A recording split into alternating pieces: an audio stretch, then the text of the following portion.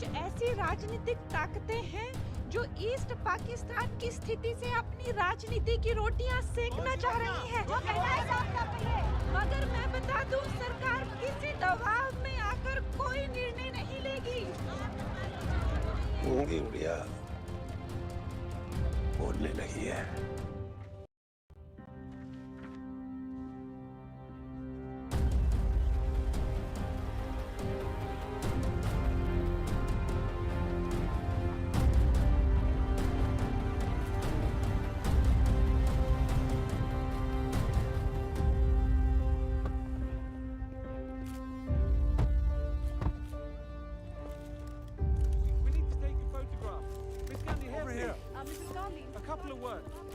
Mrs. Gandhi, welcome to the White House. Thank you, Mr. Kissinger. This way, ma'am. Please come. President Nixon will be with you in just a moment. Meeting is slated at 9 o'clock. Let me check. Guerrilla warfare has resumed in Cambodia. The U.S. Army's conventional weapons are ineffective in a country that isn't industrialized. Is this the defeat of the U.S. in Vietnam? The Army of the Republic of...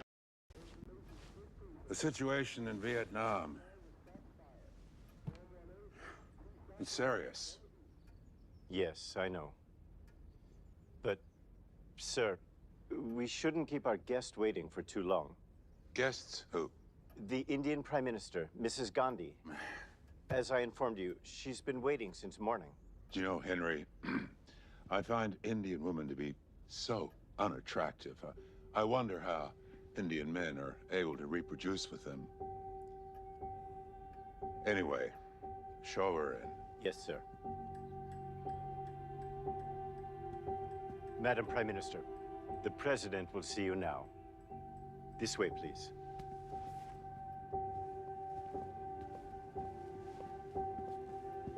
Mrs. Gandhi, Thank you. welcome to the White House. Thank you, Mr. President. Please, take a seat. Mrs. Gandhi, I believe that you may be under the misconception that India could prevail in a war against Pakistan. But such an operation would not be as simple as draping a sari. You see, alongside the Pakistani army, there would be the might of the U.S. military. Now, this consists of millions of soldiers, perhaps. Firstly, for a man who can't save his duck just few hours into the day, shouldn't find draping a sari easy. It is as complicated as your relation with the Soviets. But the trick lies in pinning it down when it misbehaves. Mr. President, as for our warfare skills, I suggest you look at a country like Vietnam. It is 10 times smaller than India. They do not have tanks, submarines, machine guns, or even aircrafts. But they're crushing your army on their motherland.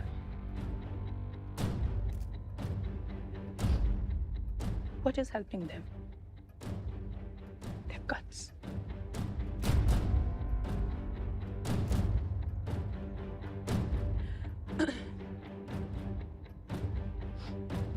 You have weaponry. We have courage. That's all it takes.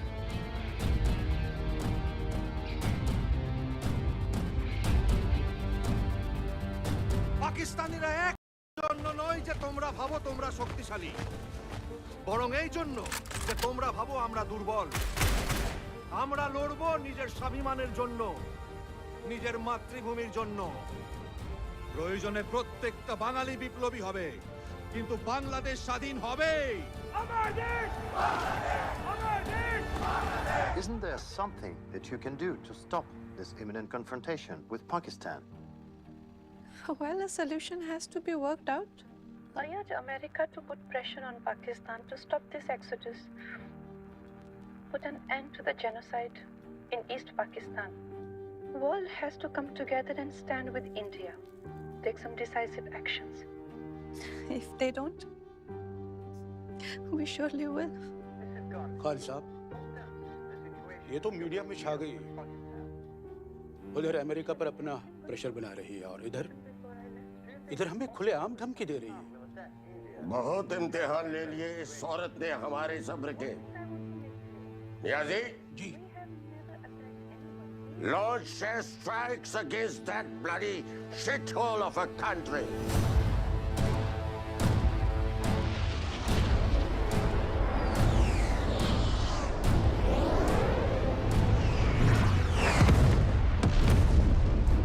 लेकिन मैं आपको इस बात का आश्वासन देता हूँ कि अगर पाकिस्तान भारत ये समय भारत के लिए क्राइसिस का है। ये वक्त गुस्सा नहीं, शांति का पालन करने का है। उनकी तरह। तो क्या वापस सत्याग्रह में बैठ जाए? भूख हड़ताल करनी चाहिए क्यों नहीं? कैसी बातें कर रही है? उनके विचारों का नहीं, उनके विकल्प का पालन। उनके हाथों में गीता है और गीता कहती है कि सत्य को जिताने का एकमात्र रास्ता है युद्ध। ये इंद्रप्रस्थ है और हमने युद्ध की घोषणा की है कौरवों के खिलाफ।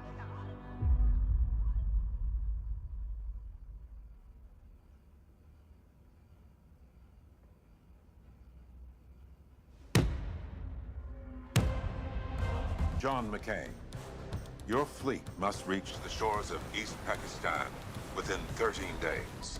Yes, sir. That's the plan. जय हिंद मैम, अमेरिका से प्रेसिडेंट निक्सन का फोन है। Hello? Mrs. Gandhi, you have effectively declared war on Pakistan.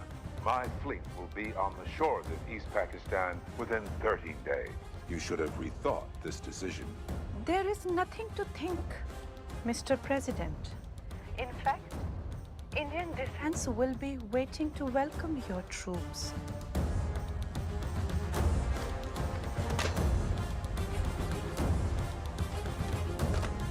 अगले 13 दिनों में American navy ship east Pakistan पहुंच जाएगी। मुझे सिर्फ 12.5 दिन चाहिए मैडम। 12.5? क्योंकि आज दोपहर के 12 बज चुके हैं। मैं और मेरी फौज 12.5 दिनों में आपको ईस्ट पाकिस्तान प्रेजेंट कर देंगे।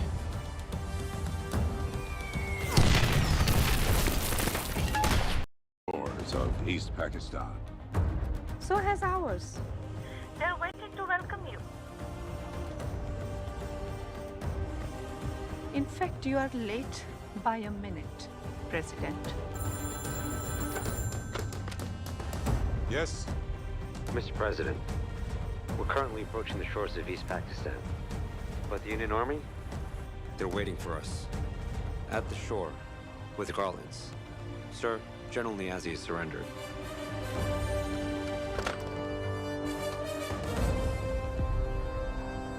Welcome to Bangladesh, President.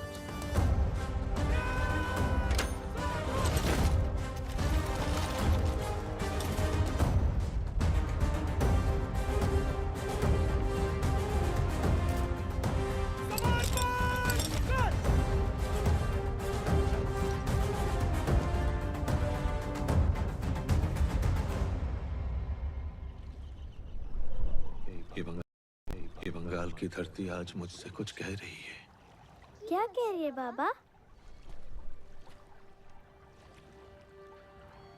वो कह रही है कभी अपनी माँ को मत भूलना। मगर बाबा, मेरी माँ तो लड़ाई में मारी गई है। किसने कहा तुम्हारी माँ मारी गई है?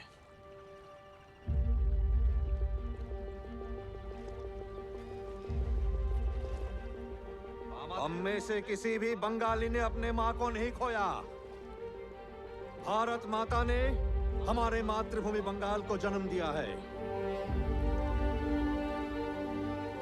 और हम शपथ लेते हैं जब तक यहाँ ब्रह्मपुत्र का पानी बहेगा, जब तक हम बांग्ला बोलेंगे, तब तक हम भारत माता का आभार व्यक्त करते रहेंगे। और इतने जोर से इंदिरा गांधी की जय जयकार करो कि उसकी गूंज दिल्ली तक सुनाई दे।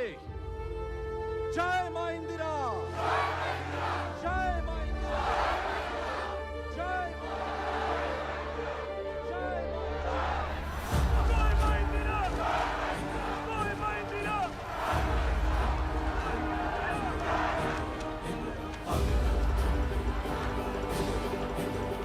अभिनव, चंडी, दुर्गा, इंदिरा इंदिरा इंदिरा।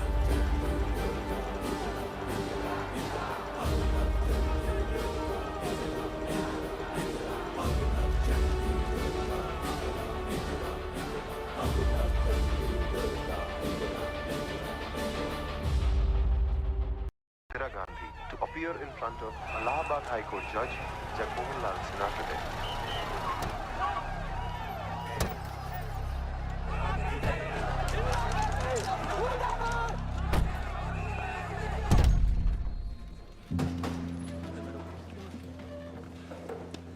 बैठिए बैठिए।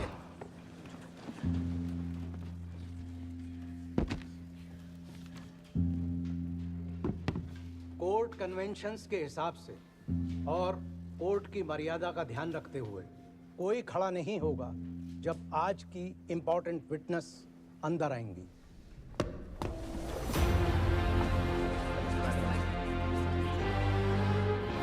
बैठिए बैठिए।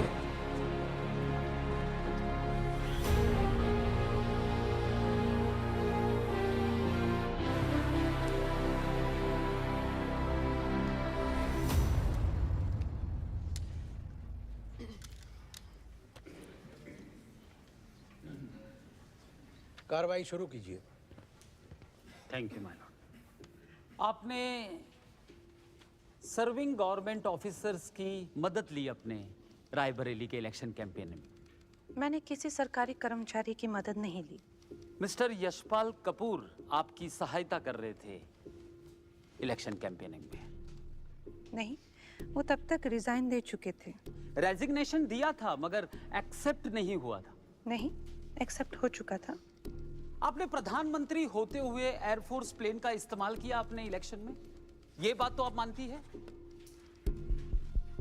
तब मैंने रायबरेली से चुनाव लड़ने का फैसला नहीं लिया था। ये फैसला मैंने 1 फरवरी को लिया है। ऑल इंडिया कांग्रेस कमेटी ने 29 जनवरी को ही यह निर्णय ले लिया था कि आप रायबरेली से चुनाव लड़ने वाली है और इस बात पर आपकी मंजूरी भी थी। मुझे AICC के फैसले की कोई जानकारी नहीं थी और मेरी मंजूरी नहीं। योर ऑनर, मेरे पास ये सबूत है जिससे ये पता चलता है कि आपको चुनाव के बारे में जो आप लड़ने वाली है वो पहले से पता था। माय लॉर्ड, आप भी देख सकती है। आप इसे पढ़ पाएंगे? इसे चुनाव लड़ने का निर्णय कब लिया था ये आप बता सकती है? यस और नो प्लीज बताइए। पता था कि नहीं आप बताइए, अभी बताइए।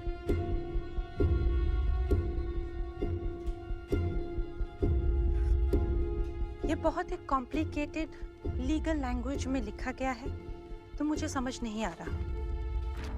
लीगल लैंग्वेज आपको समझ में नहीं आ रही?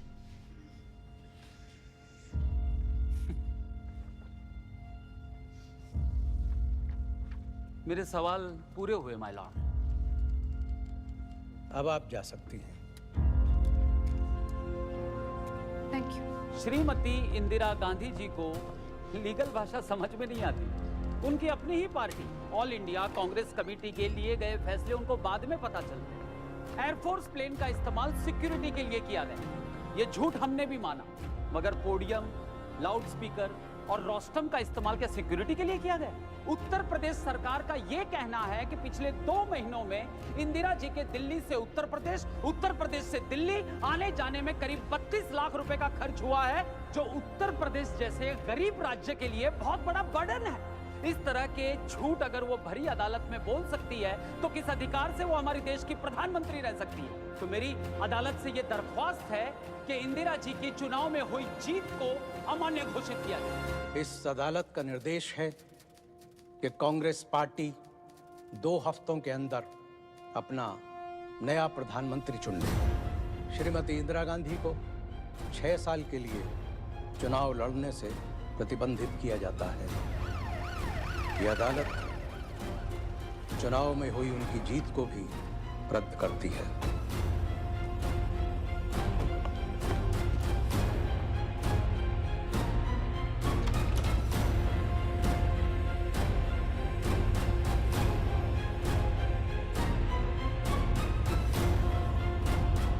Oh my God. Bloody hooligans! This is political murder, Mama!